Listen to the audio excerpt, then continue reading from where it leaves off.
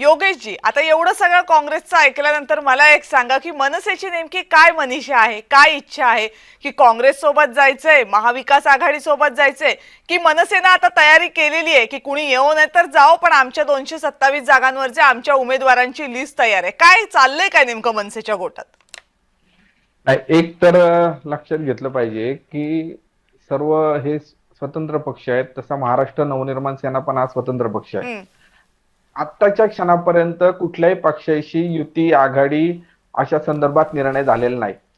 त्यामुळे आजच्या परिस्थितीमध्ये एक स्वतंत्र पक्ष म्हणून आणि कुठली युती आघाडीचा निर्णय झाला नसल्याने आता महाराष्ट्र नवनिर्माण सेनेची सर्व जागांवर तयारी सुरू आहे त्या पद्धतीची. हम्म. आता या संदर्भात भविष्यात काय निर्णय होतील या संदर्भात सगळे निर्णय सन्माननीय राजसाहेब ठाकरे घेतील. हम्म. पण आतापर्यंतची अशी कुठलीही परिस्थिती नाहीये कुठल्या पक्षासोबत युती आघाडी झालेली आहे. त्या पद्धतीने मुंबईमध्ये सुद्धा तशीच परिस्थिती आहे. त्यामुळे मुंबईमध्ये सुद्धा 227 जागांवर आमची तयारी सुरू आहे. हम्म. भविष्यात जर का युती आघाडी तसा विषय झाला, तशा चर्चा झाल्या, तसे निर्णय झाले तर ते निर्णय सन्माननीय राजसाहेब ठाकरे घेतील आणि त्या पद्धतीची कार्यवाही होईल.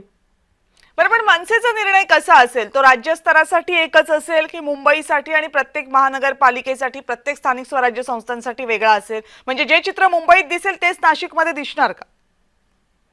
आता या संदर्भातले मी सांगितलं ना, या संदर्भात कुठला निर्णय घ्यायचा, कुठल्या पद्धतीने निवडणुकांना सामोरं जायचं, कुठल्या पक्षांची कुठे ताकद आहे, हम्म. महाराष्ट्र नवनिर्माण सेनेची ताकद कुठं कुठं आहे, इतर पक्षांची ताकद कुठं कुठं आहे, या संदर्भात सगळ्या पद्धतीचा विचार हा पक्षामध्ये सुरू आहे. त्या सन्माननीय राजसाहेब ठाकरे त्या संदर्भात विचार करतायत आणि त्या पद्धतीने जशा पुढे गोष्टी घडतील. आता एक लक्षात घ्या, या गोष्टींना अजून खूप अवकाश आहे. ज्या वेळेस ज्या त्या समोर येतील गोष्टी त्या पद्धतीने निर्णय होतील ना.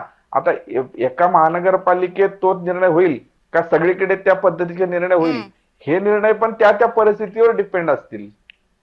म्हणजे जसं काँग्रेस म्हणते की स्थानिक पातळीवर जे जे निर्णय असतील ते ते तिथल्या तिथल्या नेत्यांच्या अनुषंगानं घेतले जातील. नाही नाही, मी सांगतो काँग्रेसची कार्यपद्धती काय आहे हे किंवा इतर पक्षांची कार्यपद्धती काय आहे हा विषय वेगळा. पण मी अतिशय स्वच्छ आणि स्पष्ट शब्दात सांगतो की महाराष्ट्र नवनिर्माण सेनेमध्ये अशी पद्धत नाही.